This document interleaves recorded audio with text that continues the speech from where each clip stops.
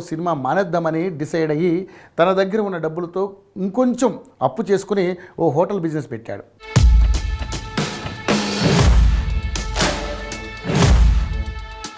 కానీ అది లాస్ అయ్యి అప్పట్లో మునిగిపోయాడు. దీంతో మళ్ళీ సినిమా అవకాశాల కోసం వెతుకులాట మొదలుపెట్టాడు. కొన్ని సినిమాల్లో చిన్న చిన్న పాత్రలు చేసి తినడానికి సంపాదించుకునేవాడు. అప్పులు వాళ్ళు కనబడకుండా ఆ సమయంలో మారువేషాల్లో తిరిగాడు. అప్పుడే ఓ సీరియల్కు అసిస్టెంట్ డైరెక్టర్గా పనిచేసేవాడు. అలాంటి సమయంలో దర్శకుడు అరవింద్ కౌశిక్ రక్షిత్ శెట్టితో రిషబ్కు పరిచయమైంది. అరవింద్ కౌశిక్ దర్శకత్వంలో రక్షిత్ శెట్టి హీరోగా రిషబ్ ఓ ముఖ్య పాత్రలో తుగ్లక్ సినిమా చేశారు. కానీ ఆ సినిమా ఫ్లాప్ అయింది. తుగ్లక్ ఫ్లాప్ తర్వాత రిషబ్ దర్శకత్వంలో రక్షిత్ హీరోగా రిక్కీ సినిమాని తీయగా అది మంచి హిట్ అయింది.